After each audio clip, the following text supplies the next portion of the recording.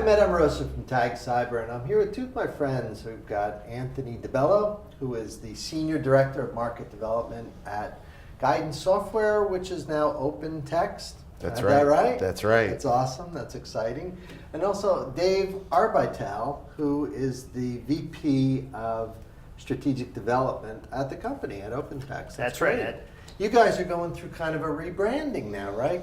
Taking the Guidance Software and Encase into OpenText. That's very exciting. I'm really looking forward to hearing more about that. But Anthony, tell me about how'd you get into this business? Tell me a little bit about yourself. Well, I'd been with Guidance for about 13 years. Started out in communications and marketing, then went on to lead the product teams, helping define solutions for our customers around incident response, forensic investigations, for law enforcement, government, whatever have you.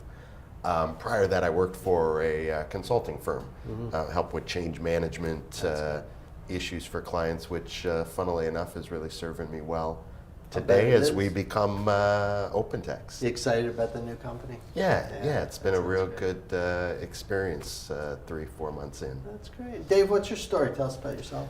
My story is I probably could divide my career up into 3 different sections. First section, I spent about 10 years working in IT on Wall Street, actually, in New York. Very interesting time in terms of really looking at problems that were evolving in the market, kind of ahead of the pace, which is common on Wall Street.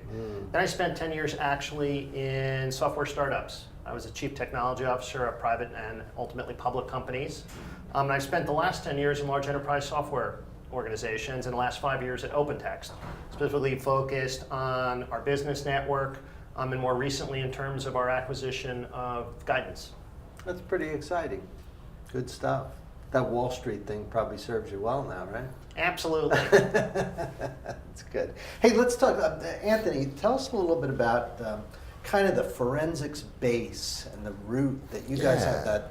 That kind of I almost want to say iconic. I think it is an iconic brand and tool. Encase. I bet half the people watching here would go, "Oh yeah, I remember. I learned on that, and we all learned forensic." Tell us about how that kind of it sort of parlays into what you guys are doing now. Sure, and it's to your point, as I meet new users, whatever have you, the question's always, oh, what version did you get started on? 2, 3, whatever have you. Right. And that's where Guidance got its start, was in helping law enforcement community gather evidence off of machines that had been involved in different kind of crimes, whether it's murder or financial fraud or whatever have you. There was a need to preserve data like physical evidence. It still is, obviously. And there still is. Right. And the need for that has now evolved into legal discovery and even security to some degree. And law enforcement requires a high degree of trust and efficacy from the technology they're using to gather this information, right? It's life or death situations for folks for whom they're gathering evidence for or against. So we, from about 1998 to 2004, grew a pretty robust law enforcement business. There was nobody else in the market doing what we did. And then found there was a need for that in the corporate space for fraud investigations, HR, same kind of, not quite life or death, but people's employment was on the line. Oh, And that could be life or accuracy death. is needed. It could be. Sure. So as it turns out, that kind of accuracy is becoming really relevant in the security space.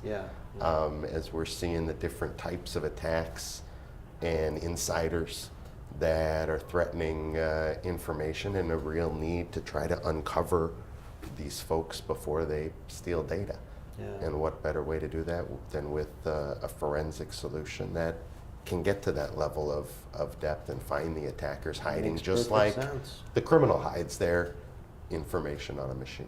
You know, Dave, I'll bet one of the themes through your whole career has been an analysis, right? Doing analytics on data and IT and network and so on. Do you see kind of the that forensics piece being a nice sort of component in the context of doing like where forensics is very specific, analysis is more or less same thing, but just more general. Am I thinking about that the right way? Yeah, that's right. In fact, for a lot of our customers today, one of the challenges they face when you talk about information security teams is they really don't ultimately have the staff and the budget to really build a robust solution and many times to protect their organization. So one of the things they're looking towards is leveraging automation within their security teams to really drive efficiency and scale in terms of how they can respond to threats, how they ultimately can become more proactive in terms of avoiding breaches before they happen. That makes sense. Makes sense. So let's talk time now. I know you and I have spent a lot of time on this, Anthony. This idea that at some point you sort of suspect or detect there's a problem,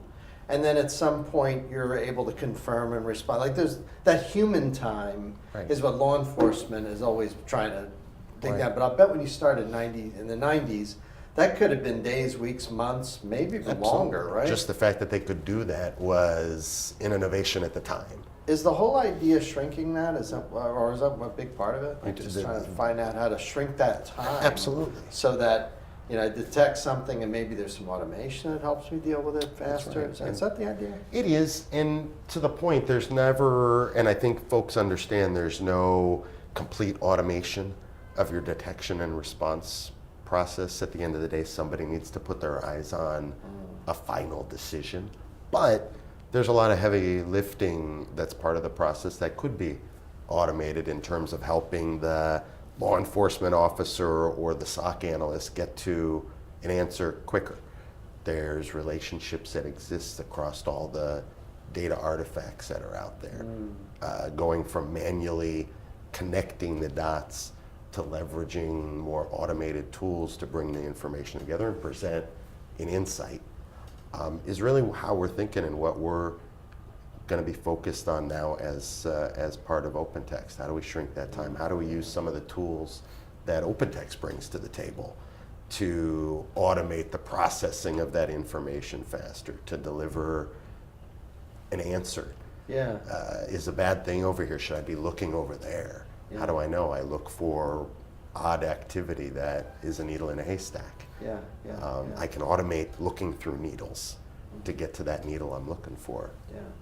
Well, Dave, tell us about a little bit of some of the legacy tools and capabilities that OpenText has that's actually a good point. That provide a base. I wanted to expand upon that. If you look at OpenText as a company, our heritage is really around information governance.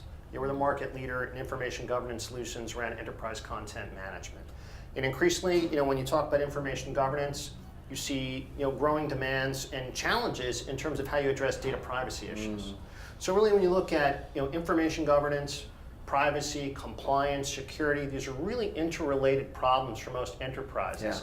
And that's really one of the drivers for why OpenText acquired Guidance, to help us fill out from that standpoint of forensic security, focusing on the aspects of securing data, which is really increasingly what's important to the organization.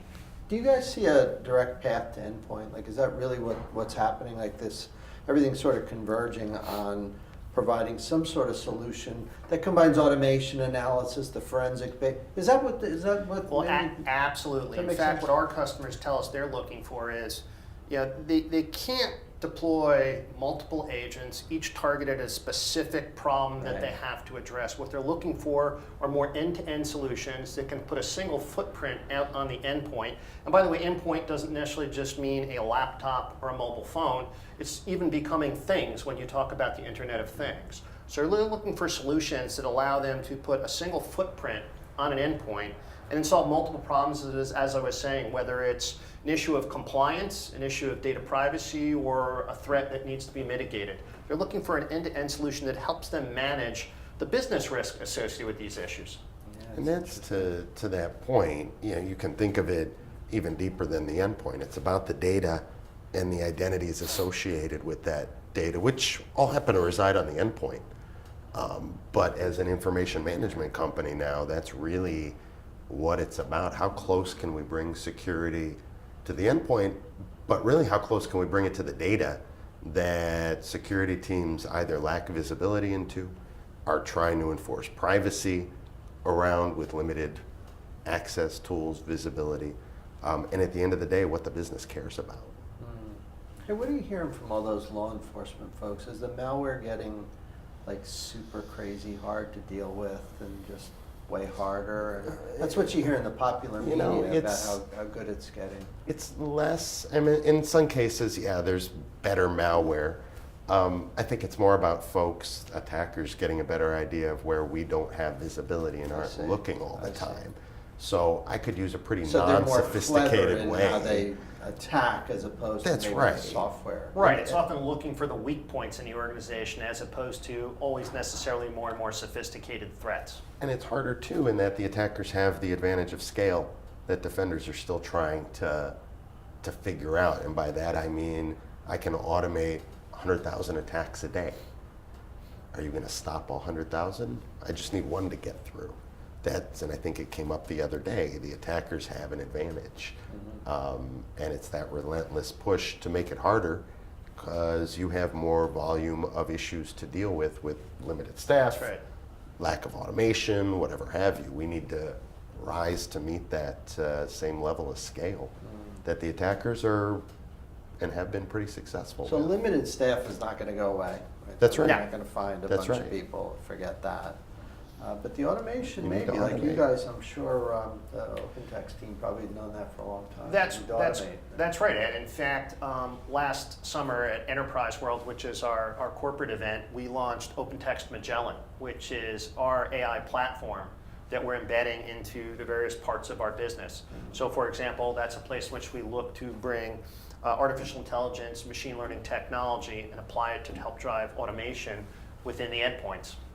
You guys big on machine learning and AI? Absolutely.